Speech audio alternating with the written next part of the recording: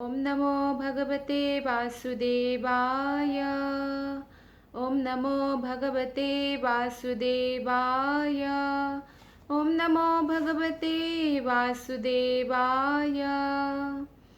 नारायणं नमस्कृत्य नरं चैव नरोत्तमं देवीं सरस्वतीं व्यासं ततो जयमुदीरयेत्। नष्टप्रायेषु अभद्रेषु नित्यं भागवत सेवया भगवतीरुत्तमा श्लोके भक्तिर्भवति नैष्ठिकी। ग्रंथराज श्रीमद् भागवतम की जय, श्रील प्रभुपाद की जय, गुरु महाराज की जय। आज हम श्रीमद् भागवतम के द्वितीय स्कंद के 7वें अध्याय श्लोक नंबर 9 से पढ़ने जा रहे हैं। यद्वेनमुत्याथ गतं बीजवाक्यवज्र, इसको हम ऐसे भी गा सकते हैं, यद्वेनमुत्पथ गतं द्विजवाक्यवज्र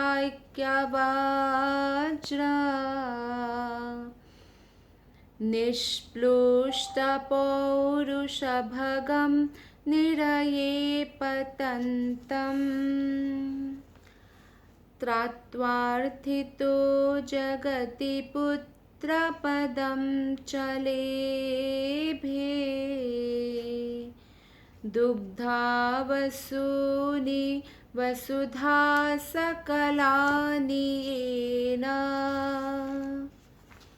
यद्वेनमुत्पथ गतं द्विजवाक्यवज्र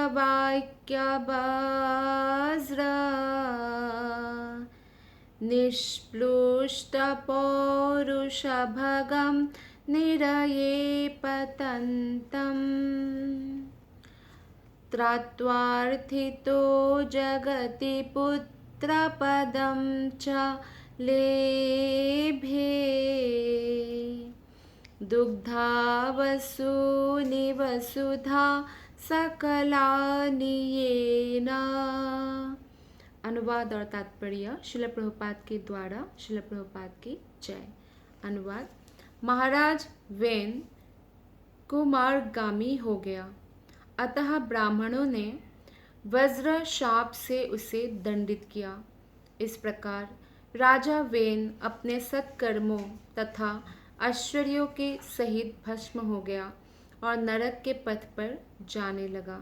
किंतु भगवान ने अपनी अहेतु की कृपा से उसके पुत्र पृथु के रूप में जन्म लेकर शापित राजा वेन को नरक से उबारा और पृथ्वी का दोहन करके उससे सभी प्रकार की उपजें प्राप्त की। तो वेन राजा जो है वो बहुत ही क्रूर राजा थे।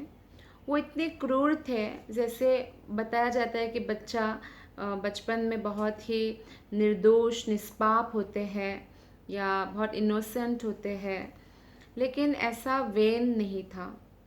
वो जब बच्चा भी था तो भी वो अगर गुस्सा आए, खेल खेल में लड़ाई हो जाए तो अपने साथ के बच्चों को मार डालता था, यानी हत्या कर देता था। ऐसा क्रूर था। कैसे आई उनमें ऐसी क्रूरता? क्योंकि उनकी जो माता है वो मृत्यु की पुत्री थी। कहा जाता है कि जो मामा के साइड का जो गुण है वो पुत्रों में आ जाता है। तो इसीलिए हमेशा जब विवाह किया जाता है तो स्त्री के परिवार वाले भी अच्छा हो, इस पर ध्यान दिया जाता है। तो मृत्यु की पुत्री का पुत्र होने के कारण वेन के अंदर जो है ऐसे स्वभाव का उत्पत्ति हुआ, और जिस कारण जब वो बड़ा हुआ और भी खतरनाक बनता गया और भी लोगों को विपदा में डालते गए। कैसे? जब वो राजा बना, ये बात है कि उनसे सब लोग डरते थे, लेकिन अगर ऐसा कोई क्रूर व्यक्ति राजा बनेगा तो प्रजा डर से रहेंगे, सुख से नहीं रह सकते हैं। जैसे कि कंस राजा बन गए थे। तो उससे प्रजा बहुत दुखी थे। तो इस प्रकार वेन इतना क्रूर था कि वो ब्राह्मणों को भी नहीं मानते थे। यज्ञ आदि के प्रति कोई रुचि नहीं थी, वो बंद करवाने में लगे हुए थे। तो इसी कारण ब्राह्मणों ने देखा कि जो वैदिक संस्कृति है इसका बिल्कुल ये राजा पालन नहीं करता है और अत्याचारी है।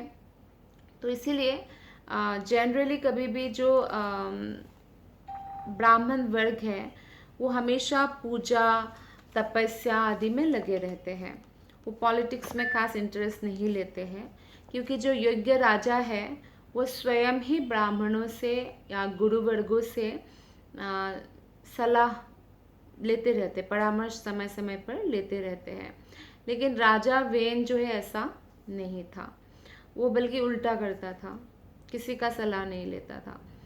तो फिर ब्राह्मणों ने ये देखा कि प्रजा वर्गों के कल्याण के लिए, पृथ्वी के कल्याण के लिए बहुत ज़रूरी है कि राजा वेन को हटाकर एक योग्य राजा चुना जाए या बनाया जाए। योग्य राजा चाहिए, तो उसका भी उपाय करते हैं वो लोग।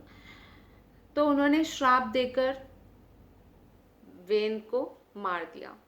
तो ब्राह्मणों का श्राप बहुत ही डेंजरस होता है। जैसे कि आप देखिए परीक्षित महाराज के केस में, परीक्षित महाराज ने जब श्रृंगी ऋषि के पिता शमीक ऋषि जो कि साधना में थे, समाधि में थे, मरा हुआ सांप गले में लटका दिया। तो श्रृंगी ऋषि ने परीक्षित महाराज को 7 दिन के अंदर ही तक्षक नामक जो सांप है, जिसके एक थोड़ा सा टच होने से काटने के लिए जो तो टच करते हैं तो शरीर जल जाता है, तो ऐसा तक्षक से दंशन होकर मृत्यु के लिए अभिशाप दे डाला। तो खासकर जो उस समय के ब्राह्मण थे, एक ब्राह्मण जितना प्योरिटी को मेंटेन करते हैं, भगवान की आज्ञाओं का जितना अधिक पालन करते हैं, तो वो उतना ही पावरफुल हो जाते हैं। और जब कोई श्राप देते हैं ना, तो हमें ऐसा नहीं सोचना चाहिए अच्छा कोई ऐसे पावरफुल बने और सबको श्राप देता फिरे। श्राप देने से हमारे मन में भी कभी किसी के प्रति अगर ऐसा निकलता है कर्स या श्राप, तो क्या होता है, उससे हमारे तपस्या की शक्ति भी नष्ट होती है। तो इसीलिए जब रावण ने वेदवती तपस्या कर रही थी, बृहस्पति देवता की पुत्री थी, तो वो विष्णु को पति के रूप में पाने के लिए तपस्या कर रही थी। तो रावण ने जब वेदवती को ये प्रस्ताव रखा कि तुम मेरी पत्नी बनो, महारानी बनाऊंगा, तो वेदवती ने मना किया, बोला कि मैं तो सिर्फ भगवान विष्णु की ही पत्नी बनूंगी और इसीलिए मैं तपस्या कर रही हूँ। तो रावण ने उनका बाल पकड़ लिया। तो वेदवती ने अपने हाथ को तपस्या की बल से तलवार में बदलकर अपने बालों को काट दिया। और रावण ने क्योंकि बाल पकड़ लिया था तो बालों को काट दिया, तो रावण से वो मुक्त हो गई और बोला मैं चाहूँ तो अभी श्राप देकर तुझे भस्म कर दूँ, लेकिन मैं जो तपस्या भगवान को पति रूप में पाने के लिए कर रही हूँ, मैं उसको ऐसे नष्ट नहीं कर सकती हूँ। तो इसलिए श्राप नहीं दिया रावण को। लेकिन रावण को श्राप मिलता है नल कुबेर से, क्योंकि उन्होंने उनकी पत्नी का बलात्कार किया था। तो तब श्राप मिलता है कि कोई भी स्त्री को अगर जबरदस्ती करके बलात्कार करेंगे या ऐसा कोशिश करेंगे, तो अपना जो 10 सर है वो टुकड़ा टुकड़ा होके वो मर जाएंगे। तो ब्राह्मण के श्राप से रावण भी डरते थे। कई लोग नहीं जानते इस बात को, तो वो सोचते हैं रावण तो कितना अच्छा था। बहुत लोग ऐसे फेसबुक में शेयर भी करते, रावण इतना अच्छा था, सीता को कुछ भी ज़बरदस्ती नहीं किया, ज़बरदस्ती स्पर्श नहीं किया, क्योंकि वो ऐसा नहीं कर सकते थे। उससे पहले उन्होंने ऐसा बहुत स्त्रियों के साथ कर चुके हैं, जो वेदवती के साथ भी करना चाहते थे, लेकिन वेदवती बहुत शक्तिशाली स्त्री थी, तपस्वी, तो ऐसा नहीं कर पाए।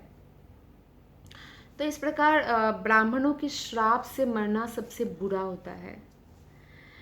तो फिर भी वेन के भाग्य में वो था और निश्चित रूप से वो नरक की ओर जाने लगा। जब ब्राह्मणों के श्राप से कोई मरता है तो उसे कोई नहीं बचा सकता, वो नरक की ओर जाने लगा। ब्राह्मण कौन है? जो भगवान के भक्तगण हैं, भगवान के आज्ञा के अनुसार वो कार्य करते हैं, शास्त्रों के अनुसार वो कार्य करते हैं, आध्यात्मिक दिशा में लगा हुआ होता है।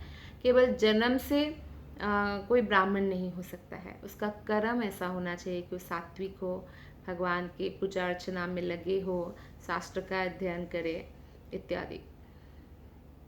तो इसलिए उनके श्राप से मरना बहुत बुरा माना जाता है। या कोई भी अगर, क्योंकि वो ब्राह्मण जो है भगवान की सेवा में लगे रहते हैं और सारा धन भगवान की सेवा में लगाते हैं, अगर उनका धन, ये हमारे भागवत में बताया गया है, अगर उनका धन में कोई कुदृष्टि डालते हैं या 1 रुपया भी अगर धन उन्होंने ले लिया तो उनको मल का कीड़ा बनना पड़ता है। मल मतलब स्टूल, स्टूल का कीड़ा का कैसा लाइफ होगा, हमेशा मल। कोई अगर खाते समय बोल दे कि स्टूल का नाम लेते तो भी उनको खाने में अजीब सा लगता है कि अब क्या क्या नाम बोल दिया। और उसी का कीड़ा कोई बने तो कितनी, मतलब बहुत बुरी बात है ये कि कोई ऐसा जन्म भी पाए, लेकिन ऐसा जन्म मिलता है। अगर कोई ऐसे ब्राह्मणों की संपत्ति को या भगवान के जो भक्त की संपत्ति को छीनने की प्रयत्न करते हैं। इसीलिए हमेशा ये शिक्षा दिया जाता है कि कभी भी हमें एक तो भगवान के नाम पर जो है लोगों से कमाई करने की कोशिश नहीं करनी चाहिए। और अगर जो भगवान के नाम पर लोगों ने दान दिया है उसका 1 रुपया भी अपने पॉकेट में नहीं जाना चाहिए, वो बहुत भारी होता है, तो इसलिए ऐसा नहीं करना चाहिए। तो एक इस मामले में और एक बात आई है, जैसे कि राजा नृग को आपने नाम सुना होगा, श्रीमद् भागवतम में वर्णन है राजा नृग के बारे में। तो राजा नृग एक महान राजा थे जिसके पुण्य कर्मों का कोई सीमा ही नहीं था। ऐसे पुण्य रोज करते, रोज 10,000 गायों को दान करना, दूध देने वाले दुधारू गाय, सोने से अलंकार से सुसज्जित करके, ऐसे थे वो, उनका गौशाला था। तो एक बार क्या हुआ, एक बार जब वो गाय को दान दे दिया, उसमें से एक गाय वापस आकर गौशाला की गायों में मिक्स हो गई, किसी को पता भी नहीं चला।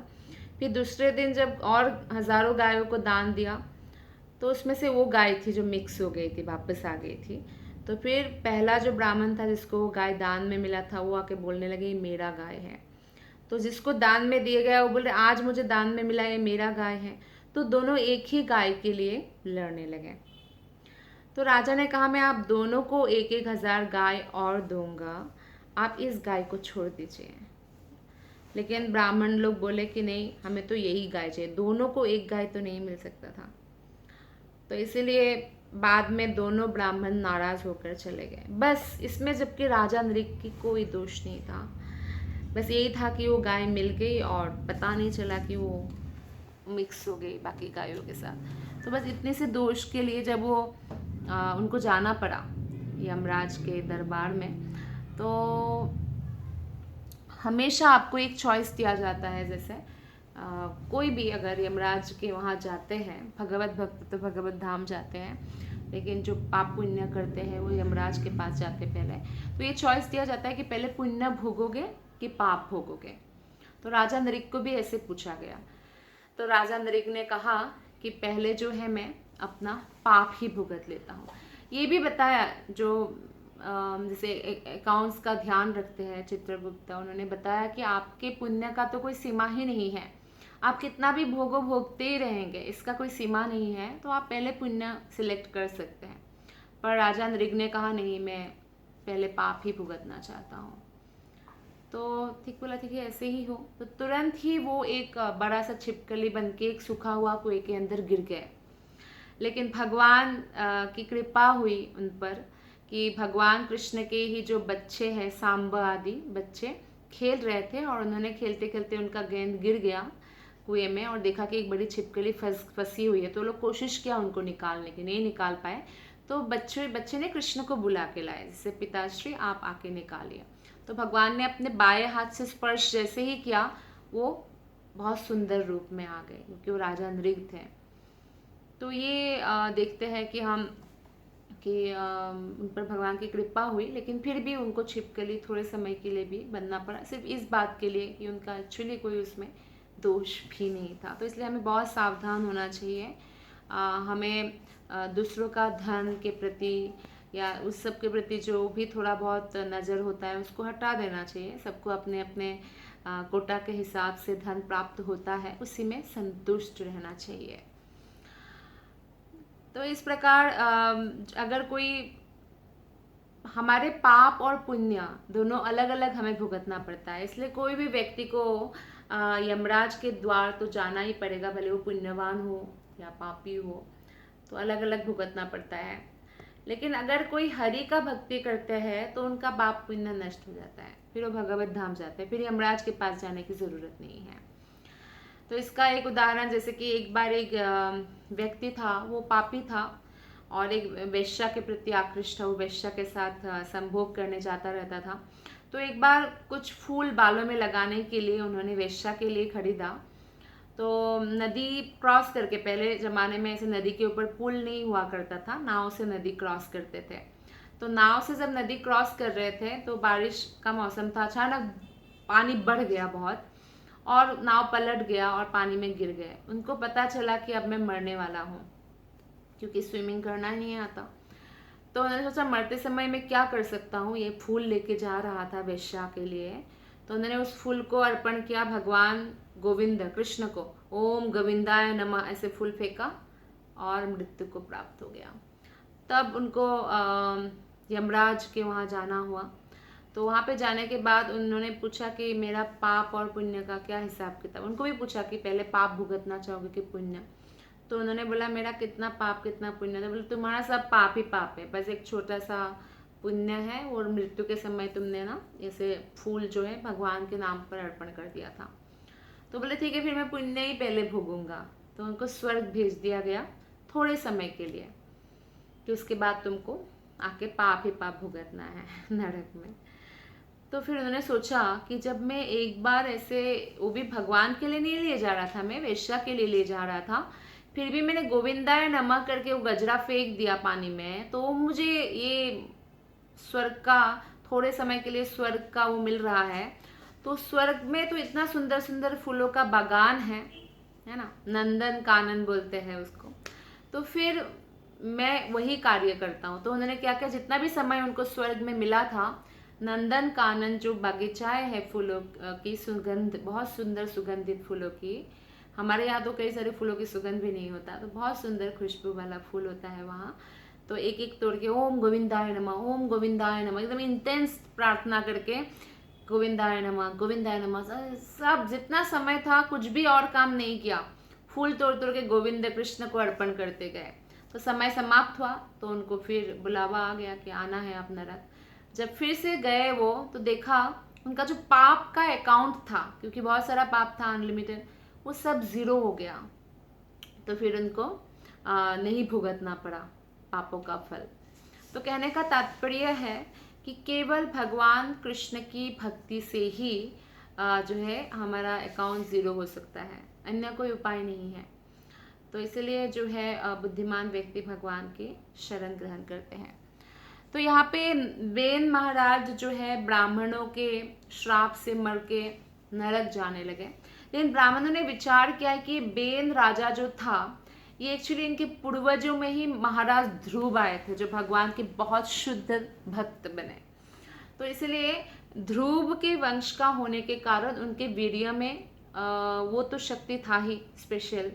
तो इसलिए उन्होंने सोचा कि बेन का जो मृतदेह है, शव है, उसका मंथन करके ब्राह्मण लोग संतान उत्पन्न करने के बारे में सोचे। तो ऐसा कर सकते हैं। अभी भी मॉडर्न साइंटिस्ट उस विज्ञान को नहीं इतना समझ पाए जितना कि स्पिरिचुअल साइंस आगे बढ़ा हुआ है। तो उस मंथन करके फिर भगवान का ही अवतार पृथु महाराज का मतलब प्रकट होते हैं पृथु महाराज। और क्योंकि पृथु महाराज प्रकट हुए तो इससे क्या लाभ हुआ, उन्होंने बैन को नरक जाने से उबार दिया। कोई भी संतान, पापा भले ही बहुत पापी हो, लेकिन अगर पुत्र उनका भक्त बन जाते हैं तो पिता को नरक जाने से उद्धार कर सकते हैं। आपने देखा होगा कि श्राद्ध आदि करते हैं किसी के जाने के बाद। पहले वैसे महीने महीने का भी कई लोग करते हैं, जब एकदम इमीडिएटली जाते हैं, फिर जो है 6 महीने में करते हैं, फिर 1 साल में करते हैं, फिर भी वो हर साल पिंडदान करते हैं। क्यों करते हैं? क्योंकि एकदम से कोई शरीर नहीं मिलता है उनको, प्रेत योनि मिलता है जो पापी होते हैं, पाप करते हैं। तो नेचुरल है, यहाँ पे बहुत लोग जो है, सब लोग भक्त नहीं होते हैं। तो फिर उसी की वजह से जब पुत्र पिंडदान देते हैं तो उनको प्रेत योनि से मुक्ति मिलकर एक जन्म मिलता है, इसलिए उनको देते रहते हैं। क्योंकि हमें पता नहीं लग पाता कि कब उनको जन्म मिलेगा, इसलिए देते रहते हैं। लेकिन अगर कोई कृष्ण की भक्ति करते हैं तो निश्चित रूप से ही उनके पूर्वजों का उद्धार होता है। तो भगवान ने बेन महाराज को नरक से उबारा, और पृथ्वी बेन महाराज की वजह से पापी राजा जब होते हैं ना, पृथ्वी माता दुखी हो जाती है। तो पृथ्वी माता ने कोई भी जो है अन्न आदि देने से भी, उसमें भी रत्न आदि या औषधि आदि देने में स्टॉप कर दिया था, क्योंकि इतना पापी राजा थे ना बेन। तो फिर पृथ्वी महाराज के आने से उन्होंने फिर से दोहन करके उन्होंने पृथ्वी को थोड़ा डराया भी था, एक प्रकार से धमकी दिया था, नहीं तो अस्त्र भी उठा लिया था कि आप क्यों नहीं दे रहे हैं, आपका कर्तव्य है कि आप जो है अनाज दीजिए, पर आप नहीं दे रहे हैं। तो बाद में ये प्रॉब्लम सॉल्व हो गया। तो यहाँ पे श्रील प्रभुपाद जी बताते हैं कि वर्णाश्रम धर्म पद्धति के अनुसार पवित्र तथा विद्वान ब्राह्मण समाज के वास्तविक संरक्षक थे। वास्तविक संरक्षण ब्राह्मण को क्यों कहा गया है? क्योंकि वो भगवत गीता, भागवतम, वेद, उपनिषद, पुराण आदि अध्ययन करके क्या धर्म है, क्या अधर्म है, हमको क्या करना चाहिए, क्या नहीं करना चाहिए, उसके बारे में ज्ञान देते हैं। ये ब्राह्मण राजा को अपने विद्वता पूर्ण प्रेम से आदेश देते थे कि किस प्रकार ईमानदारी से देश का शासन संभाला जाए ताकि प्रजागण हमेशा सुखी रहे। इस प्रकार पूर्ण कल्याणकारी राज्य की स्थापना होती थी। राजा जब अहंकारी हो जाता है, क्रूर हो जाता है, तो राजा बनने के लायक नहीं रहते हैं। राजा जब प्रजा के अपने आप को दास समझते हैं या प्रजा को अपने संतान मानते हैं और प्रजा के कल्याण के लिए वो एक तपस्वी की तरह जीवन जीते हैं, तब वो राजा बनने के लायक होते हैं। राजा अथवा क्षत्रिय प्रशासक सदैव विद्वान ब्राह्मणों की परिषद से सलाह लेते थे। वो अपने आप कभी मनमानी नहीं करते थे, हमेशा सलाह लेते थे। प्रजा पर शासन करने के लिए मनु संहिता तथा महान मुनियों द्वारा लिखित अन्य प्रामाणिक कृत्या निर्देशक नियम प्रदान करने वाली होती थी। तो अल्पबुद्धि वाले जो मनुष्य हैं उनको प्रजातंत्र के नाम पर विधि संहिता बनाने की कोई आवश्यकता नहीं थी कि कोई ऐसे संविधान बनाएंगे, क्योंकि ऑलरेडी हमारे जो शास्त्र है वही संविधान है, तो ऐसा नहीं बनाते थे पहले। जिस प्रकार शिशु अपने भावी कल्याण का कोई ज्ञान नहीं होता, शिशु को जो बच्चा होते हैं उनके भविष्य उनको नहीं पता कि कैसे कार्य करना है, कैसे सही होगा, उसी प्रकार अल्पबुद्धि मनुष्य को अपने कल्याण के विषय में ज्ञान नहीं होता है। तो इसलिए वो भौतिक जगत के प्रति ही आकृष्ट होते हैं और उसी को सर्वे सर्वा मानते हैं। जिस प्रकार अनुभवी पिता अबोध शिशु को उन्नति के पथ की ओर ले जाता है, उसी प्रकार शिशु रूप जनता को भी वैसे ही पथ प्रदर्शक की आवश्यकता होती है। और जनता को या राजा को भी पथ प्रदर्शक की आवश्यकता होती है। और किस बेसिस पर होती है? नहीं तो जितना मन है उतना ही लोग अपना अपना रूल्स चलाएंगे, राइट। लेकिन जो राजा लोग होते हैं वो लोग शास्त्रों के निर्देशों को पालन करते थे। जो धार्मिक राजा होते थे वो लोग शास्त्र के निर्देशों को पालन करते थे। तो इससे क्या होता है कि एक जैसा ही जो है शासन चलता है। तो इसमें कभी भी ये मिसअंडरस्टैंडिंग नहीं होता है कि एक देश में ये हो रहा है, दूसरे देश में कुछ और नियम हो रहा है, क्योंकि भगवान ने जो नियम बना के दिया है उसी को फॉलो करते आदर्शवादी राजा। तो इसलिए पहले ऐसा पॉसिबल था कि पूरे पृथ्वी का एक ही राजा थे और सब प्रजा शांति से रह रहे। जैसे युधिष्ठिर महाराज राजा थे तो सब प्रजा शांति से रह रहे थे। जिस प्रकार अनुभवी पिता अबोध शिशु को उन्नति के पथ की ओर ले जाता है, उसी प्रकार शिशु रूप जनता को भी पथ प्रदर्शन की आवश्यकता होती है। तो ये बात बहुत यहाँ पे इम्पॉर्टेंट है, जो श्रील प्रभुपाद ने इस पर स्ट्रेस देकर बोला है, यानी फोकस किया है। तो मनु संहिता तथा अन्य वैदिक साहित्य में जो है ये सब नियम आदि वर्णन है। और विद्वान ब्राह्मण राजा को ज्ञान के इन मानक ग्रंथों के अनुसार जो है राजा को सलाह देते रहते थे। इवन जो उनके मंत्री परिषद होता था राजा को, वो सारे के सारे राजा क्षत्रिय होते थे, पर वो लोग ब्राह्मण होते थे क्योंकि उनको शास्त्रों का ज्ञान होता था। ऐसे ब्राह्मण राजा के कोई वेतन भोगी सेवक नहीं होते हैं। वो राजा को अच्छा लगे इस हिसाब से नहीं बोलते थे, वो बोलते थे जो सही है। और ये पद्धति जो थी ये चंद्रगुप्त, महाराज चंद्रगुप्त के काल तक चली। और ब्राह्मण चाणक्य उसका अवैतनिक प्रधानमंत्री था। वेतन देकर, पैसा देकर उपदेश नहीं देते हैं गुरु, राइट।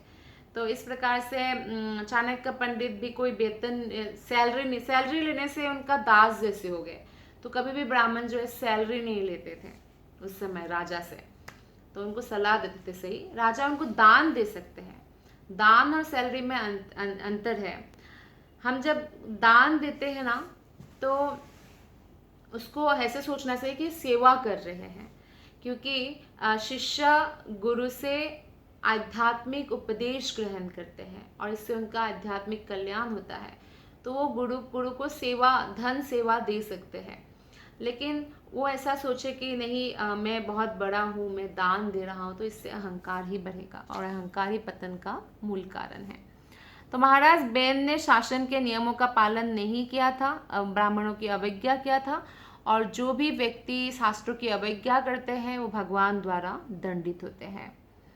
और उनका जो जज है वो है यमराज, और उनका जो जेल है जिसमें बहुत सारा पनिशमेंट है वो है नरक। और इस प्रकार जो है वो कोई भी पाप करके बच नहीं सकते हैं, क्योंकि परमात्मा साक्षी है, और परमात्मा तो है ही साक्षी।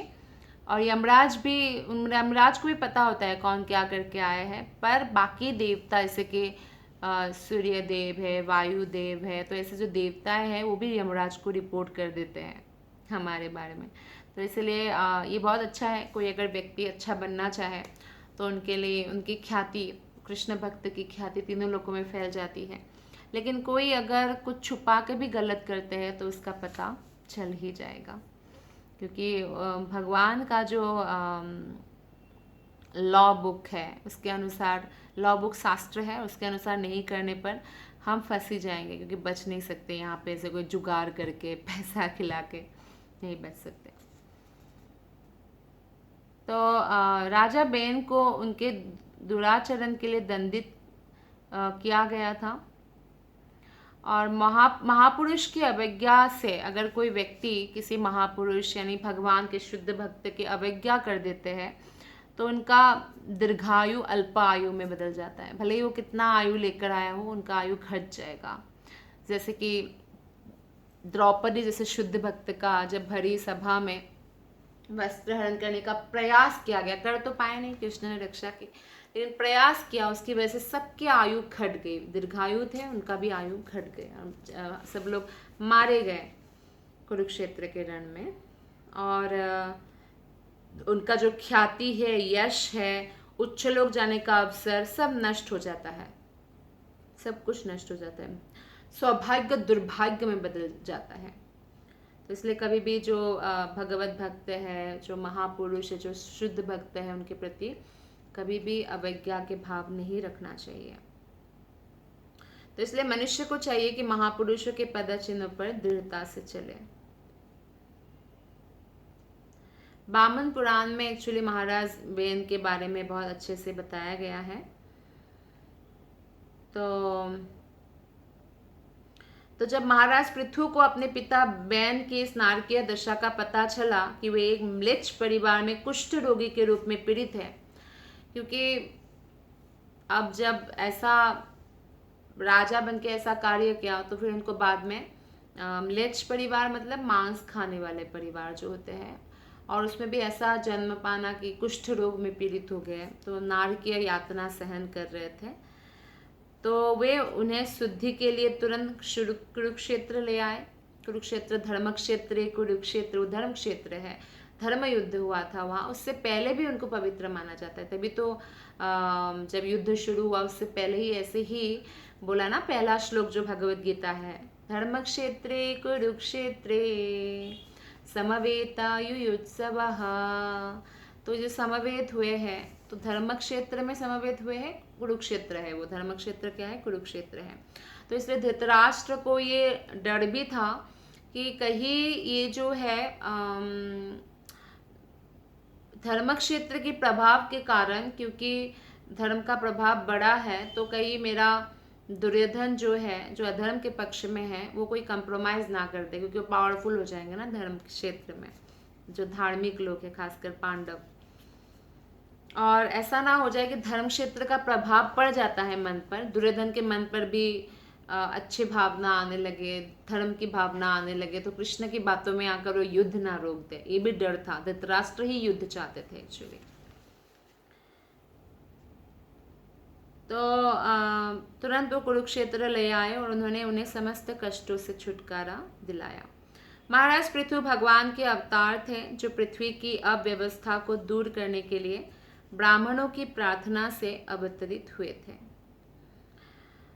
और फिर जो है उन्होंने एक पुत्र के धर्म का भी निर्वाह किया, पिता को बचाया और नरक से उनको उद्धार किया। ये पुत्र का, योग्य पुत्र का ये कर्तव्य होता है, और वो कोई भी व्यक्ति तभी इस कर्तव्य को निभा सकते हैं। कलयुग है और पुत्र एकदम धार्मिक हो ये भी ज़रूरी नहीं है, और पुत्र धार्मिक ना हो तो सवाल ही नहीं उठता कि उनके लिए, पिता के लिए कुछ वो करेंगे, पिंडदान या भक्ति करेंगे। वो पिंडदान पर भरोसा ही नहीं करेंगे पहली बात। तो इसीलिए जो है ये बहुत ज़रूरी होता है पेरेंट्स के लिए कि वो अपने बच्चों को कृष्ण भक्ति प्रदान करें, ताकि उनकी कृष्ण भक्ति करने से जो है उनका भी उद्धार हो जाता है। श्लोक नंबर 10। नाभेरसा वृषभ आससुदेवी सूनो यो वैश्चचार समदृक् जडयोगचर्यम् यत्पारमाहंस्यमृषाय पदमामनन्ति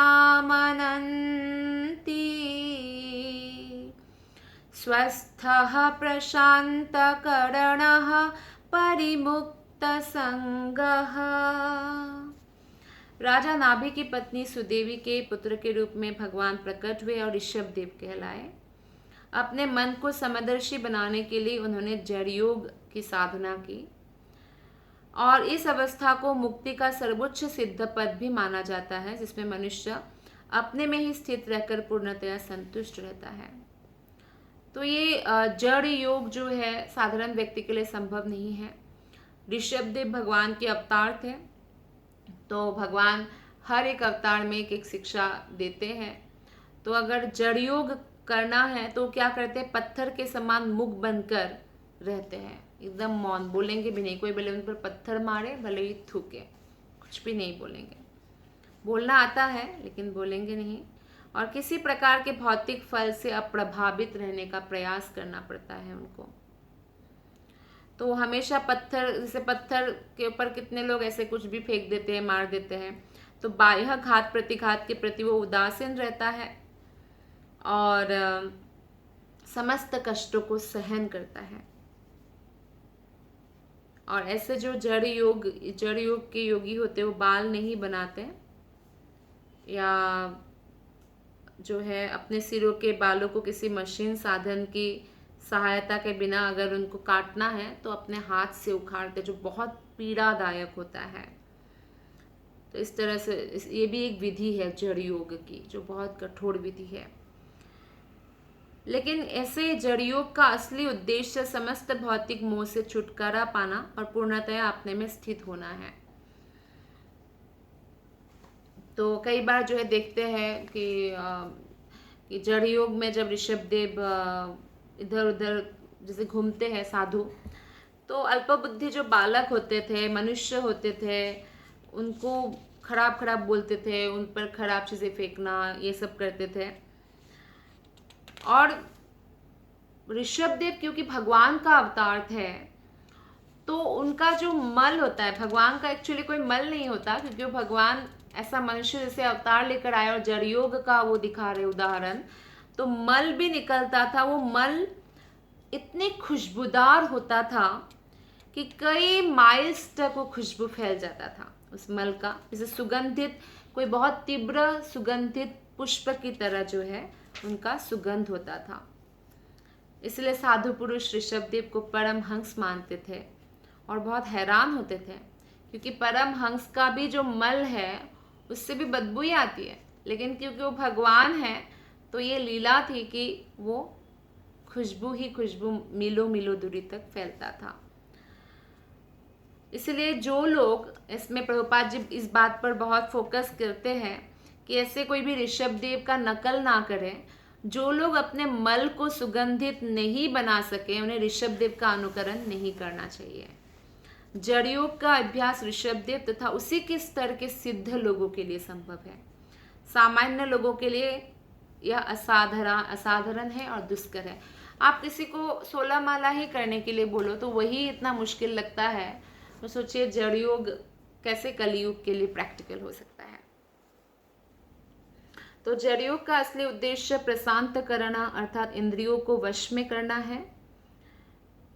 तो इसलिए इस युग में जो है जड़ योग का कोई व्यवहारिक महत्व नहीं है, लेकिन जो भक्ति योग है उसका प्रैक्टिकल महत्व है, क्योंकि भक्ति योग घर में रह के कर सकते हैं। जड़ योग में वो घर छोड़कर चले जाते हैं जंगल में, लेकिन भक्ति योग आप शादी करें, चाहे बच्चे करें, चाहे दुकानदारी चला रहे हो, नौकरी कर रहे हो, किसी भी कंडीशन में भक्ति योग किया जा सकता है। ऋषभदेव राजा नाभि के पुत्र थे और राजा अग्रिध के पौत्र थे। वे राजा भरत के पिता थे, जिनके नाम से इस पृथ्वीलोक का नाम बाद में भारतवर्ष पड़ा। तो अभी अलग अलग नाम है, लेकिन एक्चुअली पृथ्वी का नाम भारतवर्ष पड़ा था, क्योंकि भारत का ही राजा पूरी पृथ्वी पर राज्य चलाते थे। तो ऋषभदेव की माता का नाम मेरु देवी भी था, जिसे यहाँ पे सुदेवी कहा गया है। तो दोनों, एक ही माता का दो नाम था। तो यही 10वां श्लोक में बताया गया है। तो हमने देखा कि 9वें श्लोक में आज हमने पढ़ा कि किस प्रकार बेन महाराज का मृत्यु होता है और पृथु महाराज बाद में अपने पिता का उद्धार करते हैं, और फिर जड़ योग की साधना जो है ऋषभदेव करते हैं। तो हम 11वां श्लोक भी अभी पढ़ने जा रहे हैं, 11वां और 12वां भी पढ़ेंगे। श्लोक नंबर 11। सत्रे ममास भगवान् हयशीरशाथो साक्षात् स यज्ञपुरुषस्तपनीयवर्णः छन्दोमयो मखमयोऽखिलदेवतात्मा वाचो बभूवुरुषति शसतोस्य नस्तः। भगवान मेरे, यानी ब्रह्मा जी अपने लिए बोल रहे हैं, भगवान मेरे द्वारा संपन्न यज्ञ में हयग्रीव अवतार के रूप में प्रकट हुए।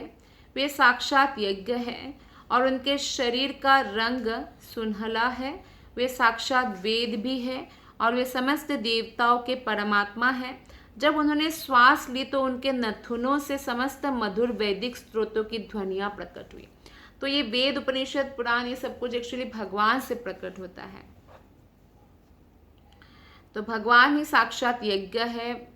भगवान जो यज्ञ है, यज्ञाग्नि एक्चुअली जो यज्ञ करते हैं स्वाहा, तो भगवान ही है, और वैदिक स्तोत्र भी भगवान है।